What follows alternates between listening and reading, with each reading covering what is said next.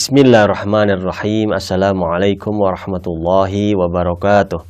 Alhamdulillahirabbil alamin. Ikhwan wa akhwat fillah rahimakumullah. Di dalam pertemuan kita kali ini insyaallah kita akan melanjutkan beberapa hal mengenai masalah wikalah, yang dimana pembahasan sebelumnya kita pernah membahas mengenai masalah ta'rif atau definisi, dan juga mengenai masalah hal-hal yang berhubungan dengan wikalat. Dan kita insyaallah dalam pembahasan kita kali ini insyaallah kita akan membahas mengenai masalah syarat-syarat daripada muwakil dan wakil, juga syarat-syarat daripada pekerjaan yang diwakilkan, dan juga hal-hal yang tidak bisa ya diwikalahkan atau hal-hal yang tidak bisa diwakilkan, dan juga membahas mengenai masalah sifat daripada wikalah tersebut, dan juga mengenai masalah apakah wikalah tersebut apakah wikalah tersebut ada jaminan atau tidak ada jaminan, dan pembahasan mengenai masalah takhalluf dalam wikalat kalau misalnya terjadinya adanya takhalluf.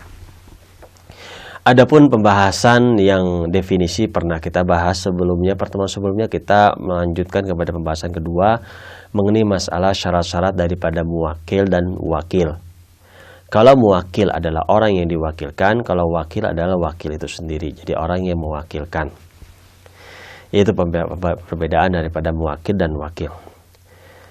Syarat daripada muwakil dan wakil ini yang pertama adalah dia itu seorang yang baligh. Artinya bukan orang yang anak kecil ya. Kecuali misalnya beberapa hal atau beberapa kasus mengenai masalah anak kecil yang umurnya 10 tahun itu secara syar'i itu bisa mewasiatkan kepada pihak yang lain. Ini pengecualian saja, insyaallah pembahasan yang lebih detailnya dalam pembahasan selanjutnya, dalam pembahasan wasiat. Karena ada hubungannya dengan wikalah, maka sedikit kita bahas. Tetapi pada intinya adalah baik sang wakil atau sang muwakil itu harus orangnya baligh. Yang kedua adalah orang yang berakal, atau orang yang dimana dimana dalam masalah ini orang yang tidak gila ya. Dalam masalah ini orang yang tidak gila.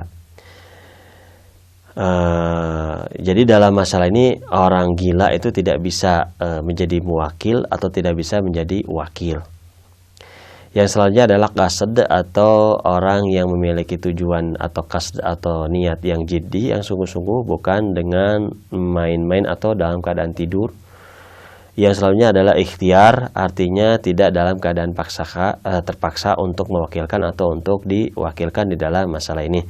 Yang selanjutnya adalah tidak adanya atau bukan mahjur alaih, atau orang yang dilarang untuk menggunakan haknya atau untuk menggunakan hartanya karena hutangnya terlalu banyak dan hakim menentukan atau mengawasi orang tersebut untuk dalam penggunaan hartanya. Jadi dia termasuk orang yang mahjur alaih, baik itu safi ataupun mufalas. Kalau safi itu orang yang boros ya, yang tidak jual belinya tidak di luar daripada orang-orang berakal, biasanya itu wali di sini yang menjadi ibaratnya yang mewakilkannya. Nah, dalam masalah ini khususnya untuk muwakil ya, bukan untuk wakil. Karena safi ya di dalam masalah ini muwakil tidak bisa, ya kan? Tetapi dalam masalah wakil tidak disyaratkan di dalam masalah ini tidak adanya mahjur alaih. Jadi syarat tersebut tidak adanya hajar atau tidak ada larangan untuk menggunakan hartanya adalah untuk muwakil, bukan untuk wakil di dalam masalah ini.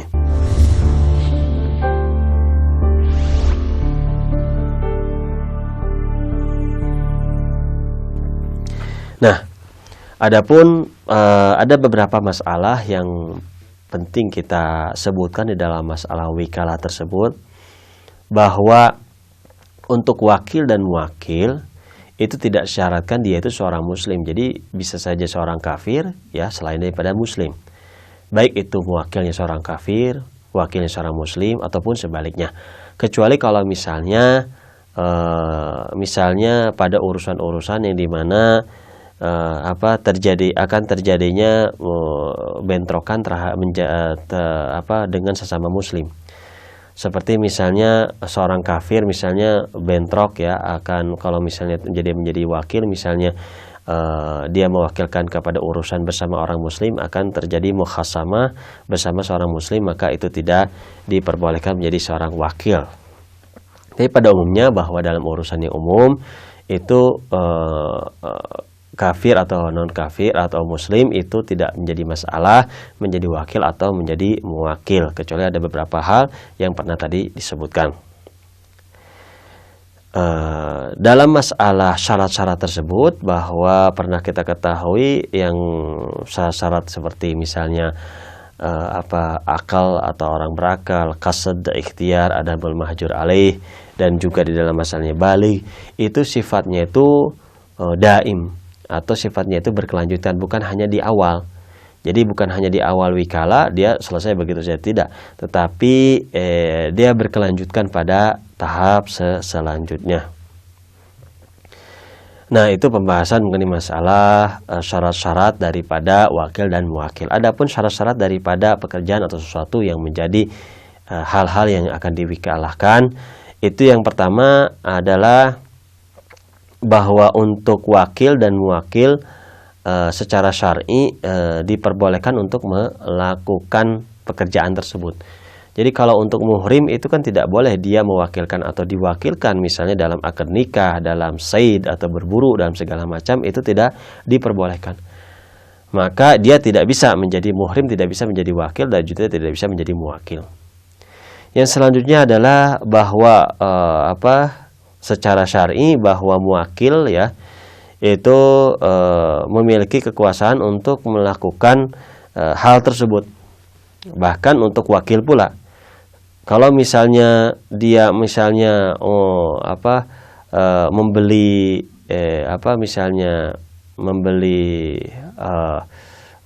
khamar, atau misalnya melakukan judi ya, atau misalnya melakukan ghasab, maka itu tidak boleh dilakukan, karena itu bukan menjadi saltanah atau kekuasaan bagi seorang muwakil, atau kebolehan bagi seorang muwakil, ada juga bagi seorang wakil untuk melakukan tersebut.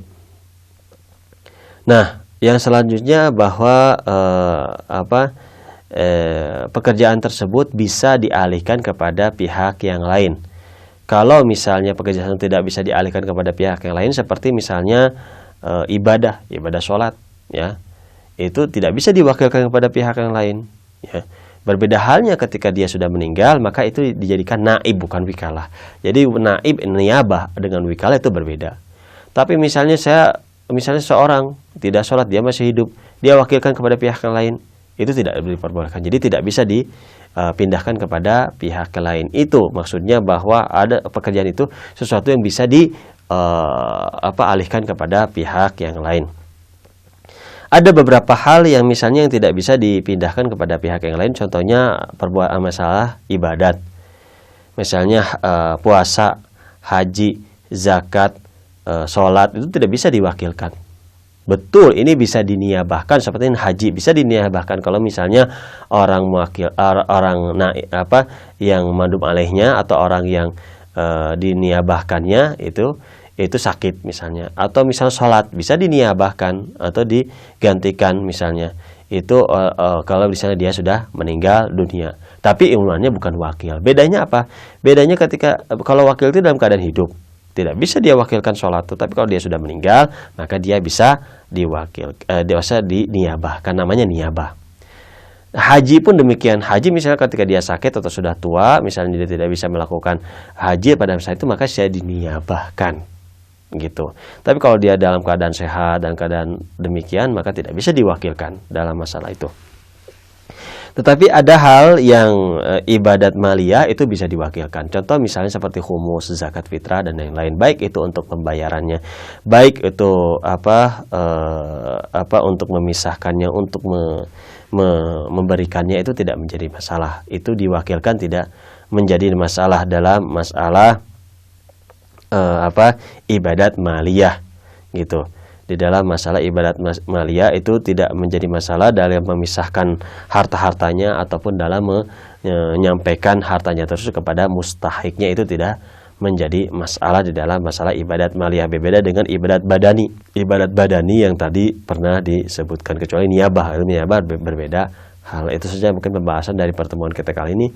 Insya Allah dalam pertemuan selanjutnya kita akan melanjutkan. Wabillahi taufiq wal hidayah wal inayah. Wassalamualaikum warahmatullahi wabarakatuh.